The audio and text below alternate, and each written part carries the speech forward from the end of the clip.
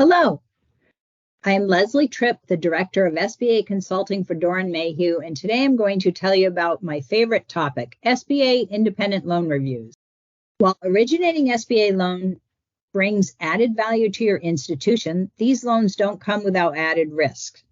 Whether you conduct your SBA loan review internally or you leverage an external SBA reviewer, being properly prepared for your SBA review can make a world of difference. Doeren Mayhew recommends you consider these 10 helpful tips when preparing for your next SBA review. Number 1, assembly of the loan file. Assemble your loans into a 10-tab or similarly organized format where all documents are readily identifiable.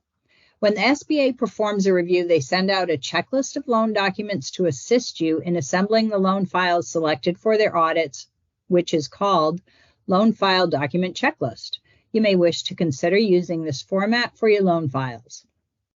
Number 2, ensure that only the most recent signed documents are in the folder.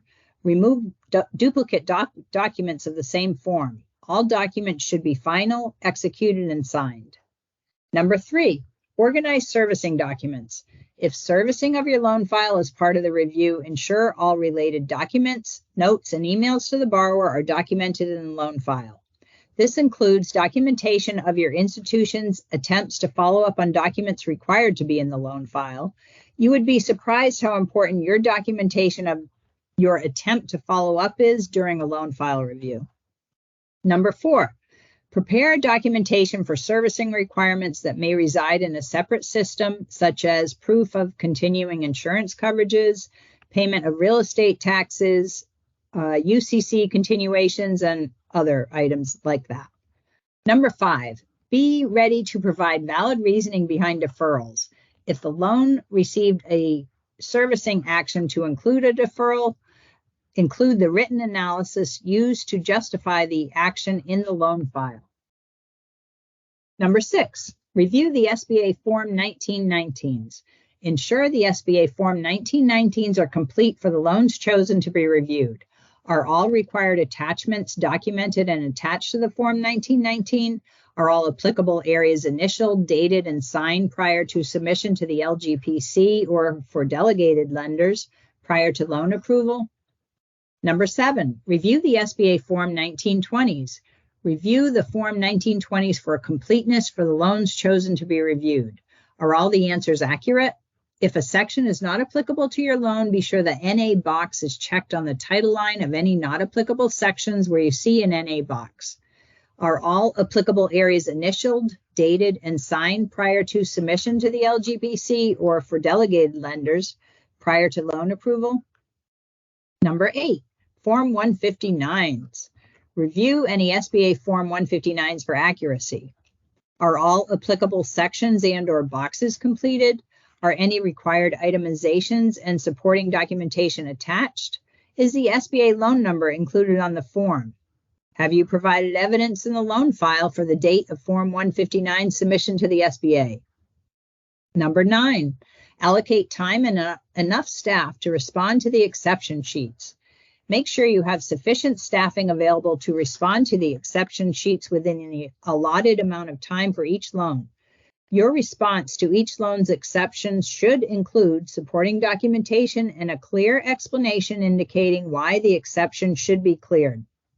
Number 10, loan history or transcript. Provide a transcript or loan history for each of the sampled loans.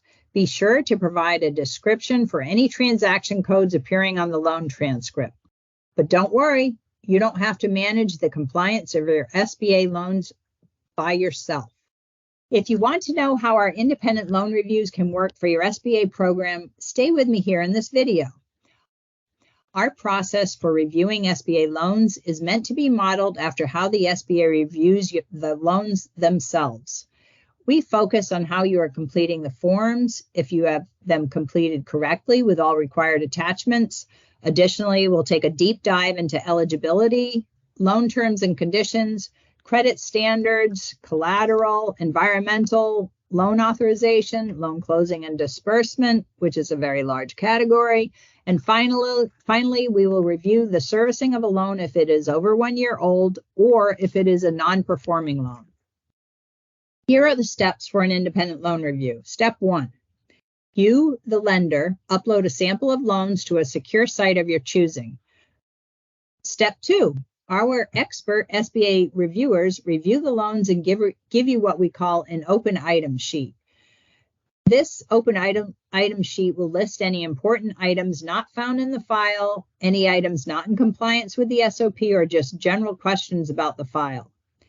Each open item sheet contains the exceptions found on each loan along with the SOP citation, the exact wording from the SOP relative to the exception, and also the page number of the SOP if you want to look up the specific exception. Step 3, you review the open item sheet and respond with the documentation to clear the exception by uploading it all back to the secure site along with your response back to us on the open item sheet. Step 4, our loan reviewers will then clear any items using your uploaded documentation, and whatever items remain uncleared will be left outstanding on each loan. Then a final open item sheet will be provided to you, which will show the still open items. You can then use this documentation as a training tool for your staff to learn what items need to be addressed in the loan files, credit memos, etc., or what needs to be beefed up in your quality control checklist. Step 5.